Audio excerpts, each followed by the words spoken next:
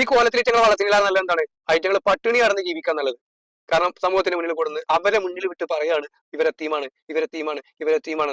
എടോ, ഇവരെത്തീമാണെന്ന് പറയാനല്ല നീ അത് ഏറ്റെടുക്കേണ്ടത്. ഇവരെത്തീമാണെന്ന് പറയാനാണെങ്കിൽ നീ ഒരിക്കലും അത് ചെയ്യാൻ പാടില്ലായിരുന്നു. ഏത് ഹാമിദാണെങ്കിലും ശരി, ഏത് ആറ്റക്കോയാണെങ്കിലും ശരി, നീ നാട്ടുകാർ പറയണ പോലെ ആ പറയുന്ന ആ കോയാണെങ്കിലും ശരി, ഞാൻ പറയുന്നില്ല പേര്.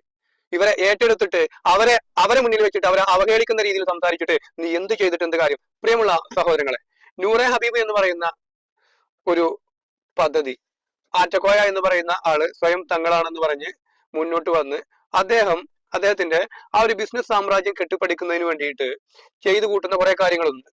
അതിൽ പരസ്യമായിട്ട് അല്ലെങ്കിൽ അതിന്റെ മുൻനിർത്തി അതിലെ മുൻപന്തിയിലേക്ക് ഒരു കാര്യം നിർത്തിക്കൊണ്ട് ആളുകളെ വഞ്ചിക്കുന്ന രീതിയിലേക്ക് കൊണ്ടുവരുമ്പോൾ അത് അദ്ദേഹം പറയുന്നുണ്ട്, ഈ ഒരു പ്രൊജക്ട് എന്തുകൊണ്ട് ഇത്രയും വിമർശനം വന്നിട്ടും നിലനിൽക്കുന്നു എന്ന്, അതിന്റെ രഹസ്യം എന്താണ് എന്ന് ചോദിക്കുമ്പോൾ അദ്ദേഹം പറയുന്ന ഒരു ഉത്തരം നമുക്കൊന്ന് കേൾക്കാം.